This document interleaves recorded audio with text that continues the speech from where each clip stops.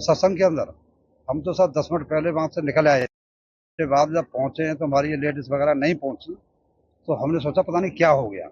उसके बाद एक हमारे साथी थे फक्कर नाथ जी, हमने उनको भेजा देखने के लिए कि भाई देख के आइए क्या हो गया। जब उन्होंने बताया कुछ लेडीज है यहाँ भगदड़ में गिर गई थी यहाँ पर। मैं कि चलो ठीक है। जब वहाँ पता चला मैं किस हॉस्पिटल में, वहाँ किसी ने कुछ नहीं बताया। वही जहाँ जिसका हॉस्पिटल पड़ा वहाँ पर एडमिट है। कहाँ कहाँ है, अलीगढ़ में भी है और हाथरस में भी है और सिकंदरा राव में भी है और आपका एटा में भी है। तो पहले हम सिकंदरा राव आए। सिकंदरा राव देखा तो वह कम से कम ज्यादा नहीं तो हमारे ख्याल से 60-65 डेथ बॉडी पड़ी हुई थी और कुछ इंजर्ड भी थी।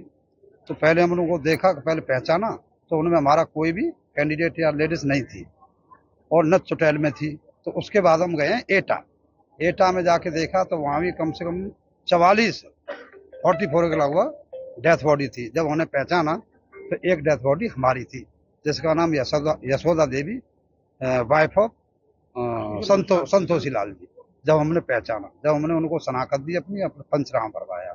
बाकी 2 इंजर्ड थी माँ, तो इतनी उनका खास इलाज तो नहीं हो रहा था।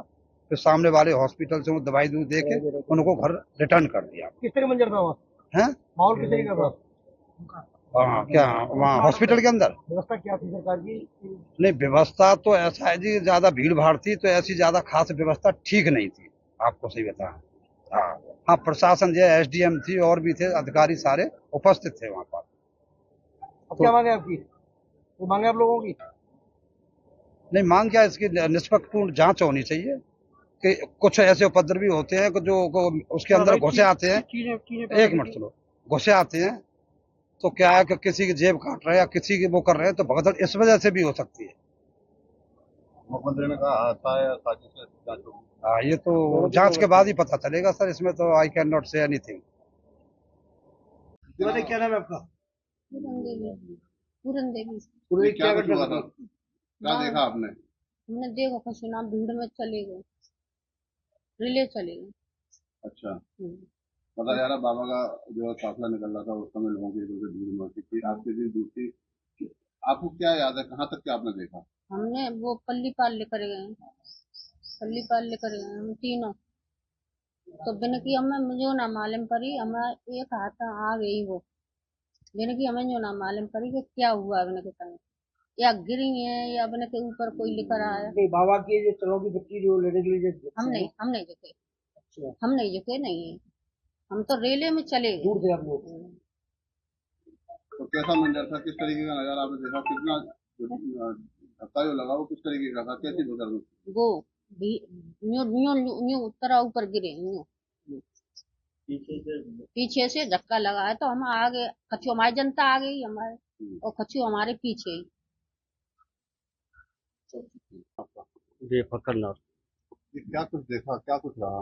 हम जब जैसे सत्संग में बैठे थे, जैसे सत्संग समापन की ओर हुआ है, तो जो साकार बिछोरी निकल के गए, तो लेडीज की लाइन अलग और जेंट्स की लाइन अलग।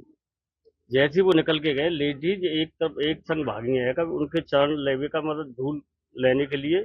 तो एक संग इतना दबाव है, जो भी पीछे से धक्का आता रहा वो गिरते रहे। और करीब मैं जानता हूँ 300-400 के एक साथ गिरे हैं।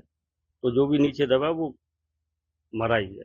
बाबा के सत्संग में बताया जाता है बड़ी व्यवस्थित व्यवस्था रहती है, फिर ऐसा वैसे व्यवस्थित व्यवस्था रहती है, मगर पता नहीं सेवादारों ने भी मना किया है, मगर भीड़ को दबाव इतना था कि वो चरण बगाते रज लेने के लिए बिंद ना देखी, फिर तो भीड़ तो धक्के ही धक्का चलता रहा है। पूरे मामले किसको दोषी मान रहे हो?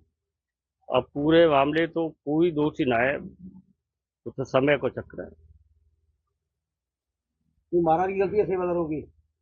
न तो सेवादारों की गलती, अब ये पब्लिक की गलती है जो वह एक संग दौड़ रही है, भाग रही है। कि इतना दबाव बना दियो, लोग जी ना दी कि को दब रहो को काहे रहो, पीछे दबाव चलते ही रहा।